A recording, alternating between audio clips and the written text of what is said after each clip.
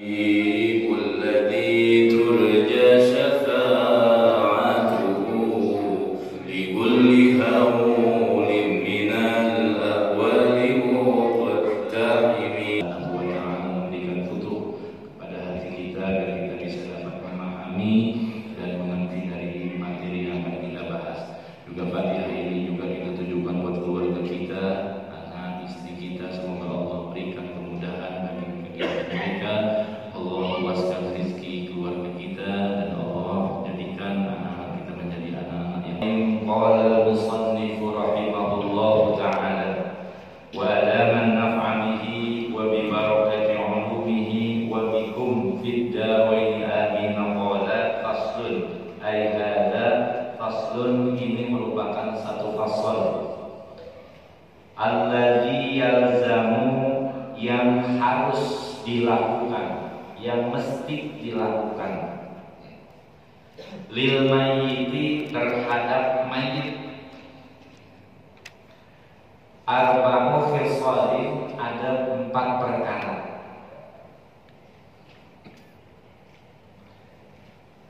Apa 4 perkara yang harus dilakukan? Tentunya bagi orang yang hidup. Kewajiban kita nih bagi orang yang hidup terhadap orang yang telah meninggal. Pertama adalah memandikannya. Wa takfinuhu, yang kedua adalah mengkafani, bungkus. Wassalatu alaihi, yang ketiga adalah menyolatkannya. Wa dafnuhu, dan yang keempat adalah menguburkannya, nanam. Nah ini para jamaah sekalian, materi kita sampai situ dulu karena persubnya ini agak banyak materinya. Ada beberapa tajhizul jenazah, pengurusan jenazah. Nah para jamaah sekalian, kalau kita lihat rentetan dari awal, ini kan proses ketika seseorang udah intikal, pindah roh dengan jasad. Kalau kita mundur, itu kita lihat dulu proses kehidupan kita, bahwa Allah Subhanahu wa Ta'ala memberikan kita ini 5 fase. Fase namanya alam arwah. Kita lama di arwah, kemudian dari alam arwah, kemudian masuk ke alam kedua, alam yang namanya alam janin dalam kandungan ibu selama 9 bulan secara merata, gitu, umumnya. Setelah dari alam janin, kemudian masuk ke alam ketiga, alam dunia nih. Nah ini alam dunia ini merupakan alam sebagai penentu kita. Setelah kita masuk alam dunia, baru masuk alam yang keempat, yaitu alam barzakh, alam kubur. Setelah alam kubur, baru kita masuk fase yang terakhir, yang merupakan fase hakiki, sebenarnya hakiki kehidupan adalah alam akhirat. Sekarang kita mengerucutkan masalah kita berada di alam dunia ini, bahwa dunia ini yang merupakan kehidupan kita sebagai penentu. Penentu apakah nanti di akhirat kita bahagia ataukah di akhirat kita sengsara. Ini ditentukan di dunia ini. Sapina, innal bahra, siapin perahu, sapina, karena ya namanya lautan itu dalam. Innas safara ba'id, perjalanan kita ini jauh, karena memang kita pada hakikatnya lagi berlayar. Jadi perlu modal ya. Nah, bagi kita di dalam pembahasan fikih, ketika membahas masalah jenazah, apa sih yang harus dilakukan sebelum orang jatuh sakit? Apalagi ketika sakit, nanti akan ada pembahasan bagaimana kita bisa menghadapi kondisi lagi sakit, kondisi pada sakaratul maut, orang yang sakaratul maut itu harus bagaimana, dan orang yang memang berada dalam lingkungan orang yang sakarat itu harus bagaimana. Ini akan kita bahas. Aku zikrul mauti, kita harus memang sering-sering ingat kematian sebagai rem kita. Ini sebagai rem kita, termasuk di dalamnya kita untuk bertobat. memahami kehidupan ini dengan berbagai macam modal, ya artinya persiapan ketika nanti akan pulang, itu tentu dia akan memahami dan akan diisi dengan kehidupannya secara baik. Qobla haromi, kita masih muda, kita isi dengan kegiatan ibadah kepada Allah Subhanahu wa taala dengan berbagai macam ibadah. Sihataka qobla sakomi, kita manfaatkan selama kita masih sehat dengan berbagai macam ibadah. Kemudian inaka qobla fakri, kita punya harta, kita manfaatin masih bisa bersedekah sebelum matanya masa miskin kita. Kemudian apalagi wahayataka qobla mautika, hidup kita sebelum datangnya kematian, termasuk juga apa? Faragoka qobla syukri, selama kita belum begitu repot, masih banyak waktu untuk mengaji, untuk sholat berjamaah, ini kita manfaatkan. Karena sekali lagi para jamaah, yang namanya kematian itu tidak mengukur dari usia, tidak dari orang yang sakit, di mana biasa dia sholat berjamaah, mengikuti kegiatan muzakarah, taklim, kemudian dia sakit tuh, kan kagak hadir tuh. Nah itu bagaimana kata Allah? Maka nayamalu fi sihhatihi, maka dia tetap dihitung, dicatat tuh seperti orang yang hadir dalam majelis ilmu sholat berjamaah. Kenapa? Karena memang udahnya hadir. Jadi ketika dia ada usul, itu dalam hatinya dia pengen hadir, itu udah cukup dia mendapatkan pahala. Karena memang masa muda yang seperti inilah, ya memang sebelumnya kita manfaatkan. Ketika nanti kita udah sakit, udah tua, nggak kemana-mana misalnya, itu masih terus mengalir. Ini sangat penting di dalam kehidupan kita, memberikan modal kehidupan kita untuk lebih meningkatkan kualitas ibadah kita. Karena dunia ini kita bagaikan sebuah pelayaran, perjalanan jauh, kita lagi punya misi penting sampai tujuan dengan membawa bekal yang cukup. Para jamaah sekalian yang dimuliakan Allah, di sini kemudian ada beberapa hal ketika orang yang memang katakanlah dalam kondisi sakaratul maut, ini yang paling penting. Karena orang yang mengalami sakaratul maut itu, inna lil mauti laka sakarat, sesungguhnya bagi mayit, orang yang pada saat nazar itu merasakan sakaratul maut itu luar biasa. Ini asyaddu min salasimi ati darbatin bisayf, kata Nabi, yang namanya orang sakarat itu bagaikan orang dicambuk dengan 300 pedang. 300 kali pedang itu cambungannya. Nah bagaimana? Yang pertama, para jamaah sekalian, jangan sampai pada saat kita mengalami hal ini, sakaratul maut, itu tidak ada yang mendampingi. Diupayakan harus ada yang mendampingi, karena setan disinilah yang begitu dahsyatnya menggoda kita. Dia bisa hadir dalam bentuk misalnya orang tua kita atau anak kita. Ini betul-betul sangat menentukan. Akhir injury time kita, kehidupan kita ditentukan pada saat sakaratul maut. Maka husnuzon kepada Allah, husnuzon, kita merasakan sakit yang luar biasa. Kita dalam pikiran kita pada saat sakaratul maut itu harus punya baik sangka kepada Allah. Kita merasakan sakit benar, tapi itu kita harus punya keyakinan bahwa Allah Subhanahu wa taala memberikan rasa sakit, misalnya itu kita berhusnuzon. Jangan kebalikannya, sakit banget, kenapa Allah membuat saya seperti ini, itu membuat seseorang menjadi bukan yang husnul khotimah, jadi zulul khotimah. Harus berbaik sangka. Allah memberikan ujian. Kenapa? Allah membersihkan diri kita dengan sakit, biar dosa-dosa kita terhapus semuanya. Yang pertama, kita berhusnuzon kepada Allah. Kita ini harus mengingat. Dulu pernah kita ngaji, diingetin oleh ulama bahwa yang namanya inna rahmatallahi wasi'at kulla syai', bahwa rahmat Allah itu sangat luas. Kita ingat itu bahwa rahmat Allah itu lebih luas luas daripada kita punya dosa. Jangan berputus asa. Jadi pikiran kita tuh selalu berhusnuzon kepada Allah.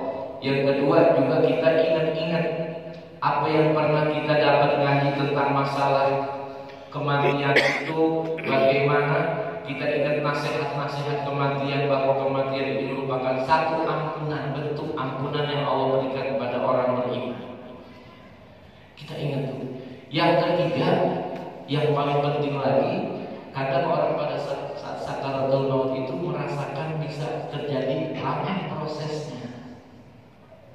Ya, ketika mau dicabut itu lama. Kenapa? Salah satunya adalah kita harus memahami alam mulki dan alam malakut. Kalau alam mulki itu alam indrawi, kayak kita begini, alam mulki. Ada lagi alam malakut, alam yang memang di bawah sadar kita, dia merupakan alam gaib. Karena kematian ini di antara alam mulki dan alam malakut. Ketika ruh mau dicabut, tapi kita ini kadang ya itu masih terpikir dengan urusan-urusan dunia, masih mengganjal dengan urusan-urusan dunia. Ketika ruh kita mau keluar, karena dengan adanya pikiran dunia, entah dipikirin anak, entah dipikirin rumah, atau pikirin mobil, apapun yang ada urusan dunia yang terlintas pada saat itu, maka ruh itu jadi ragu keluar. Pikiran-pikiran urusan-urusan dunia, ya, agar apa? Agar ruh kita ketika ditarik oleh malaikat Israel itu dengan mudah tanpa syarat, maka kita nih sebagai orang yang berada di sekelilingnya, paling tidak satu, kalau diadab dalam kitab Kasih Patus saja ini, memang hendaknya itu wawujiha fil kiblat, dihadapkan ke kiblat. Jadi bagaimana seperti kita pada saat menguburkan orang meninggal, kepalanya ada di sebelah utara, kakinya sebelah selatan, dengan lambung sebelah kanan. Jadi kita miringin nih. Ya. Ini yang paling bagus untuk apa?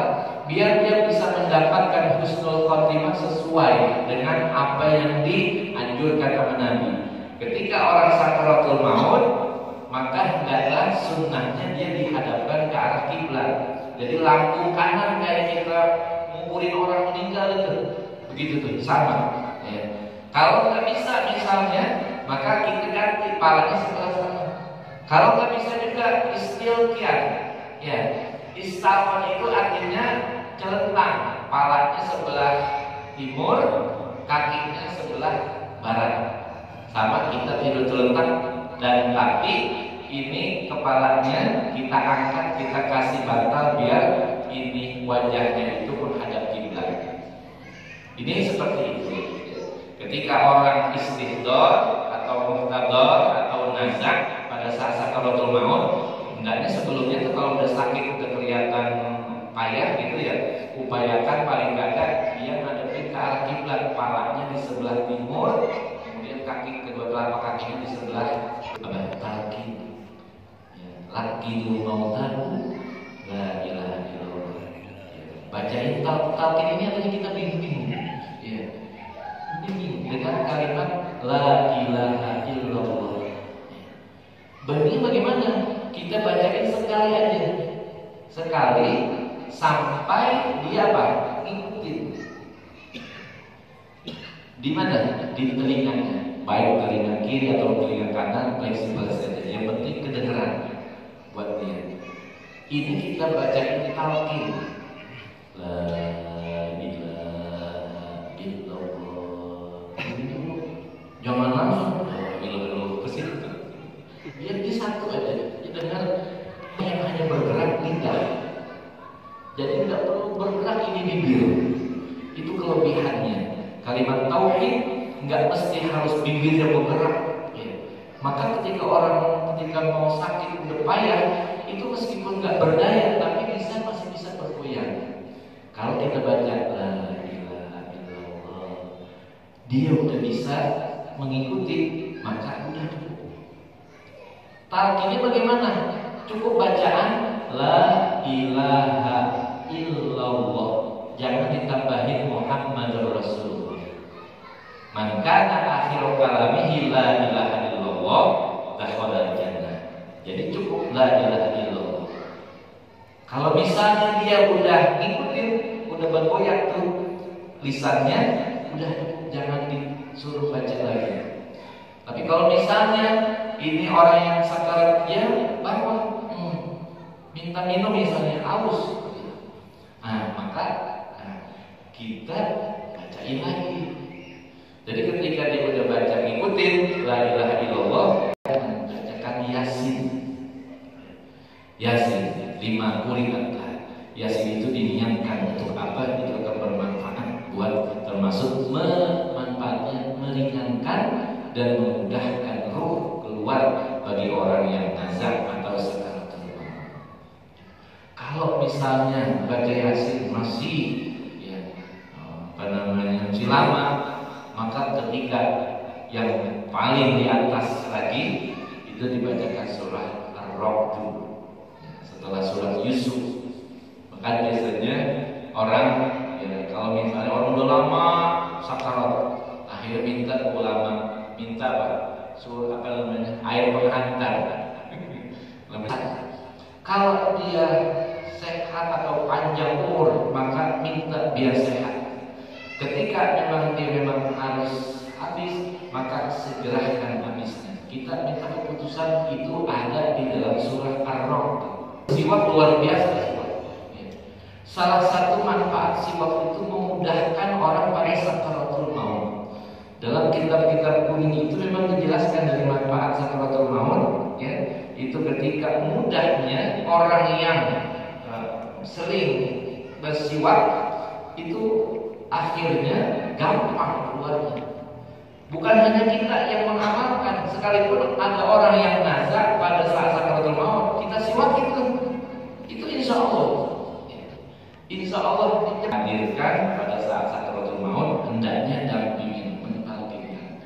Kasihan kalau misalnya orang yang sudah sakarat dia tidak ada yang mendampingi, karena di situ perjuangan sangat yang luar biasa. Setan datang menggoda dari sebelah mana aja. Ini untuk apa? Dia akan kebanyakan. Ini dari pengalaman kepala ahli hukama itu dijelaskan. Bentuknya jadi seperti kayak orang tuanya nyanyi, kamu haus, ikutin orang yang habis ditarik ruhnya oleh malaikat Israel. Kata Syekh Nawawi Al-Bantani, yang pertama, fa'idza mata syakhsun minda, dipejemin matanya. Matanya, ini kan biasanya kalau yang namanya ruh itu kan mengikuti kepada jalannya ruh ke atas. Tabi'atul basar kata Nabi. Ruh kalau memang ketika lagi dicabut itu tabi'atul basar, maka penglihatannya dia akan mengikuti terus ke atas. Maka ketika kita orang yang hadir pada saat orang yang sakarat udah rapi, maka kita tutup matanya. Ini kita tutup untuk apa? Di Allah yang bahaman zoroh, biar kelihatan serem. Kasihan orang meninggal, apalagi kelamaan, melotot aja. Kalau ada yang kepaham kan, kasihan nih. Jadi tampaknya serem. Maka di sini dijelaskan pada Hasan Al-Adawi menjelaskan kalau misalnya orang di keluar itu nggak paham, maka ditutup matanya, udah misalnya sejam, ditutup kan jadinya kaku. Ini ada satu cara dijelaskan. Kalau seandainya kelupaan ditutup dan udah lama jadi sulit ditutup matanya, itu dikatakan ini dengan apa? Jazaba syakhsun abudaihi. Jadi ininya ditarik, pangkal tangannya, bagian keteknya bagian atas ditarik ke atas. Ada dua jadinya, satu yang dari bagian atas, satu lagi di bagian kaki. Wa akharu ibhamai rijlaihi ma'an. Jadi yang lain tarik bagian ibhamai, dua jempolnya tuh, jempol jarinya ma'an bersamaan. Yang atas tarik keteknya ke atas, yang bawah di kaki tarik kedua jempol jarinya. Itu katanya mujarrabun. Ini sudah tajribah, sudah ada penelitian, akhirnya langsung ditutup matanya. Bismillah wa ala millati Rasulillah, Allahumma ighfir lahu warhamhu wa'afihi wa'fu'anhu sampai 7. Kemudian yang kedua itu yahu bi'asobatin, kita ikat dengan apa? Dengan kain atau sorban tuh lihyahu. Jadi ini biar gak mangap. Ya. Ininya kan biasanya kalau orang meninggal yang agak ke bawah, jadi kelihatannya mangap gitu. Maka dirapetin, diikat sini. Ya. Dipakai sorban atau pakai kain. Ini turbatu korosih di atas kepalanya diikat. Nah, jadi biar apa? Di Allah ya bakofamumun fatihat, biar mulutnya agak ngaplat, enggak mangap. Dilenturkan.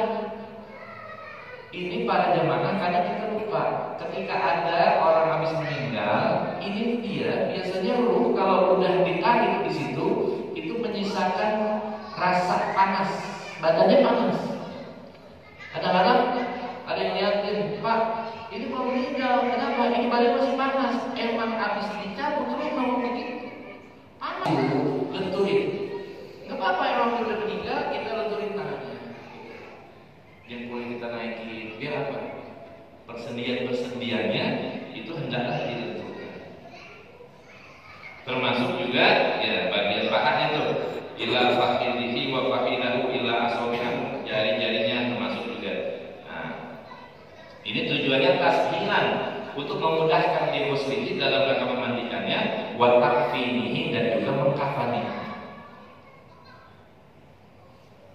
Sebenarnya nggak mesti harus dirobek bajunya. Allati mata fiha, yang memang dipakai orang yang meninggal. Kenapa tuh? Li'annahu yusari'u ilaihil fasadu, karena kalau misalnya kelamaan baju badan mayit itu termasuk apa? Yusari'u ilaihil fasadu, bisa merusak badannya.